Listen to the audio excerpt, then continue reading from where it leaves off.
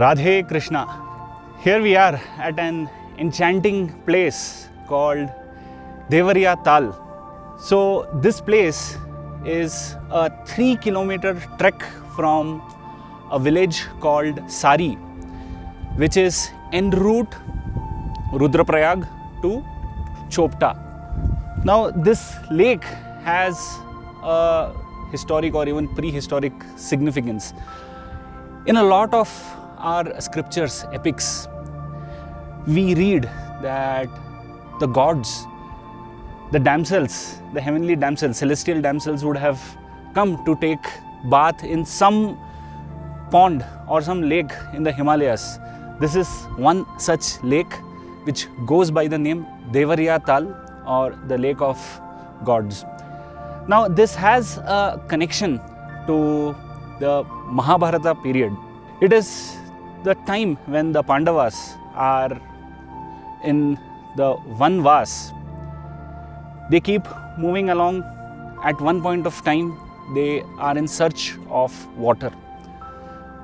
That's when they assemble at a place, and the eldest one, Yudhishthira, asks one of his brothers to climb a tree and search for some water body where they can quench their thirst.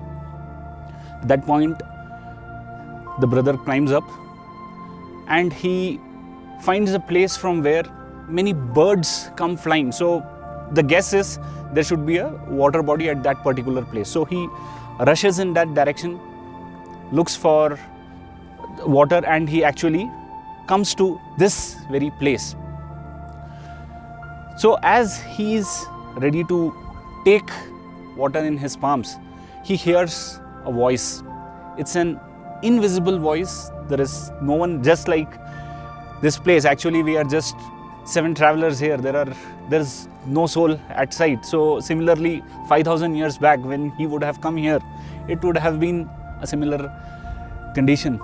So that invisible voice says that this is my lake. You have no authority to take water from this particular place. But he feels that he's one among the Pandavas. He drinks the water, and he immediately at that moment he lies dead. After some time, when the other Pandavas, they think that this brother has not yet come, so Yudhishthira sends another brother. So he also comes. It's the repeat of the same situation. He also lies dead. That's when he is followed by Arjuna, who comes again. When the voice counters him, he says, "I am the greatest archer. Who are you? Come out, I'll just kill you with my arrows." But that is the pride which comes in, and again he meets the same fate. Same thing with Bhima. Bhima also tries the same with his strength. He meets the same end. Now Yudhishthira is perplexed. 4 of his brothers have gone, yet there is no sight of them. The thirst is also killing him. So he comes to this place. He sees that all his brothers are lying dead. At one point he feels if the lake is poisoned, he is overcome by grief. Yet at that time, wisdom overpowers him. When he goes to quench his thirst, he hears the same voice, and he respectfully requests the voice to explain him about this particular situation, what has happened, and he also wants to quench his thirst. That's when the voice says that it's a yaksha, and he has some questions. Once the questions are answered, his wishes would be fulfilled. So Yudhishthira humbly bows down. He says, if I know the answer, I'll definitely reply. And this is the famous Yaksha Prashna episode in the Mahabharata. There are series of questions which the Yaksha puts. It is a mix of logical, practical, scientific, life-oriented questions which the Yaksha puts. So it's worth reading and gaining knowledge and wisdom even for our day-to-day lives. So one of the most famous questions which the Yaksha puts to Yudhishthira is, what is the most surprising thing in life?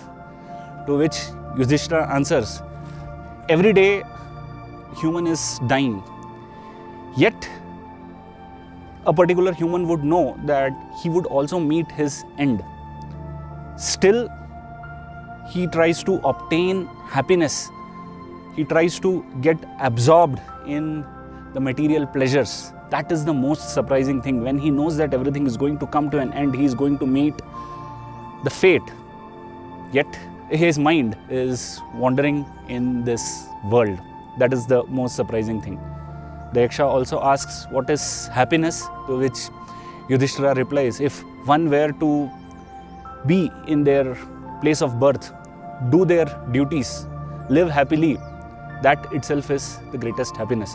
Now, if I were to drink this and if I get a chance, the Yaksha asks me what is happiness, I would say just being in this place, in this greenery, hearing the nature sounds, absorbing the pristine air, that is happiness to me. The greatest happiness here is just being here.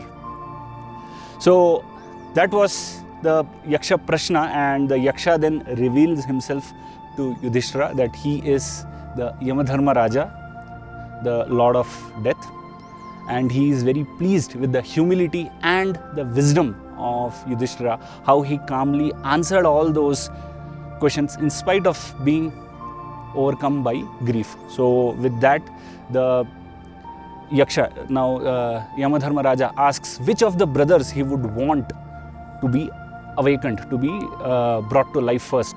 So he says it should be either Nakula or Sahadeva. Yamadharma Raja asks that Bhima is the strongest of the person, Arjuna is the greatest archer. One of them would prove to be useful to Yudhishthira in any situation. Why Nakula or Sahadeva? To which again Yudhishthira, in a very wise way, he puts that my father had two wives, Kunti and Madri. I am alive as the son of Kunti. So as the son of, one of the sons of Madri needs to be alive. So that's why I chose either Nakula or Sahadeva. Yamadharma Raja is very happy with this answer, and as a gift he gives life to all the brothers. So this very place witnessed that wise incident, we should say, also an incident of pride. Even if the other brothers would have attempted to answer the Yaksha humbly, maybe the situation would have been a bit different. So a lot of learnings for us here. So come and enjoy the beauty of Deoria Tal, the beauty of Himalayas. Radhe Krishna.